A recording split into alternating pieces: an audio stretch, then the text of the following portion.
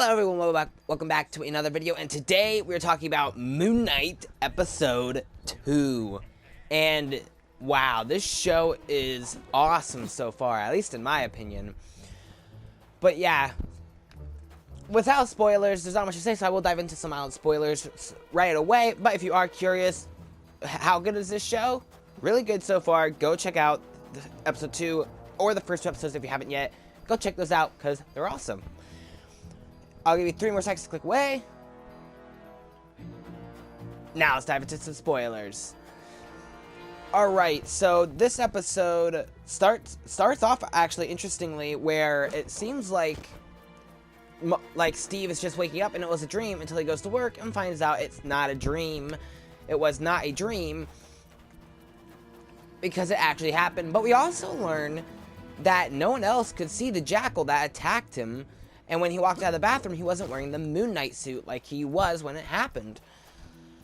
So that was pretty interesting. And later on in the show, we also see that it seems like he is the only one who can see the Jackals, because when the Jackals attack him and Layla, who we'll get to later, only he could see it. So like if Layla tried to do something, she was fighting an invisible person. Why can't I get in here? Whatever. And yeah, speaking of Layla, we meet Layla, who we eventually find out is Marc Spector's wife. Even though they were about to get divorced, but you know, the fact that Jackals and Khonshu and a bunch of other stuff is getting in their way, seems like they have bigger problems to deal with first. But yeah, that was interesting. Apparently, from what I hear, she's an original character from this. I'm someone who, I know a little bit about Moon Knight, but I don't know a whole lot. Like, I'm not a Moon Knight expert or anything like that. So yeah.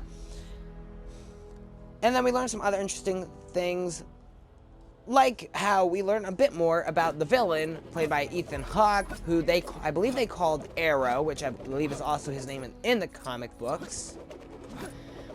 And we learned that he was actually the original host for Khonshu. Apparently, he was the original host for Khonshu, and apparently the first one too. Not even just right before Mark. He was the original one. But yeah, and it seems like his cult of people is everywhere, because when 2 police officers come up, it turns out they're not police officers. They're part of his cult, and they take him to where Ethan Hawke is. And honestly, this kind of reminds me of Guardians of the Galaxy, the video game that came out in 2021 from Square Enix. Because if you remember the villain in that film, I forget what was his name. That film, yeah, that game. I can't remember his name right now. I know I could picture him, I can't remember his name. But he also had like this cult thing, believing in this energy that was created by Adam Warlock and a whole bunch of other stuff. Go play the game for yourself. It's a great, amazing game. It was awesome. But he also had a cult where the Guardians would show up to, like, these guards who they thought were good guys, and it would turn out, surprise, they're bad guys, they're helping the villains, and that's kind of what Arrow's cult reminds me of, at least a little bit. And yeah, this is super interesting so far, and I wonder how many personalities there are, because from right here in the comic books, he has at least 3. At least in some versions. As of right now, we only know 2, that being Steven, and Mark. So, but 1, we might not just have met any yet, the 3rd one yet, and 2, it also makes us wonder who asked out the girl from the first episode. Because if Mark did it, well, that you know, that's kind of weird. But and we know Steve didn't do it, because, well, he had no memory of it, and he has multiple personalities, so you know, that makes sense. I mean, I remember hearing a theory where it could have been Mark just trying to be nice for Steven and try to get him a date. But, I mean, I'm not sure if I believe that. So, I think there might be a 3rd personality coming, at least soon. Or maybe he'll be like a surprise at the end or something like that. I don't know. But yeah, and we also see that Layla doesn't believe Steven at first. He thinks it's just an act. Mark is just putting up an act. But then by the end of the episode, we see that when he can't summon the suit, we see that she ends up believing him. And later on, when he's falling out of a window, he finally does summon his suit. But it's not the Moon Knight suit. it's a different suit, like an actual tuxedo type of a suit with a mask. Yes, the Minster Knight suit. Why is this happening? Which was very interesting. Because, again, not knowing a whole lot about Moon Knight, but I know who Minster Knight is a little bit. But this is, like, completely different from what he is in the comic books. Also, he does pull out these, like, two, baton things, so which is cool. And we see him, he's like, okay, maybe I can do this. He gets ready to fight. He gets one good hit on the Jackal, and then he's not able to continue the fight, so Marc takes over for him. But this is very different from Minster Knight from the comic books, who was always good at fighting. But I do have a theory about this, and I think we should not get mad right away, because I have a theory that since Marc is already Moon Knight, his origin story has already passed, we just didn't see it. So I think that this whole show will be Steven's origin story of him becoming Minster Knight. So that way we'll have kind of like two very different superheroes in one. We'll have this very vengeful, dark, brooding, violent, mercenary guy, that being Moon Knight, aka Marc, and we'll have this jokey, cocky, more talkative, a bit more kind, that being Minster Knight or Steven. I think that's a cool idea. Plus, if there are more personalities, we'll get even more.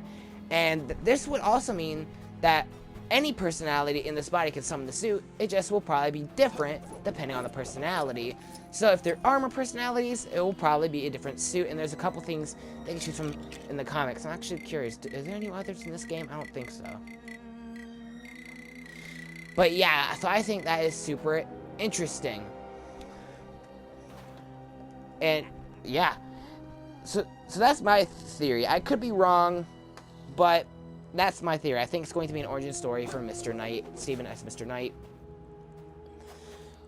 But yeah, we do find out that Khonshu tells Marc that if he fails to do the mission, then he will have to find, or if he departs from him early, he'll have to find another host, or whatever I think they call it a host, I don't remember. Another host, and he hints that it's a girl very close to him, meaning, well, it's pretty obvious, because I think Marc even told Steven that his next choice would be Layla. Or Layla, I forget which one it is. So he agrees to continue. So with Marc in control of the body after throwing a little tantrum, I mean, just getting a little upset, he breaks the mirror that Steven was talking to him through, and the episode ends with him in Egypt. You know, this shot right here. Boom. The Lego version. You're welcome. But yeah, I think this was a great episode so far, and since we got to see more of Oscar Isaac playing both Steven and Marc, he is good at this. Like that's pretty awesome. I think he does a great job as both these personalities, and he definitely feels like two very different characters, so that's really cool. And yeah, so I thought this was a great episode. But anyway, yeah, I would still love to see Midnight Suns with Moon Knight, Black Knight, and Blade, and possibly, I don't think it will happen, but possibly Morbius.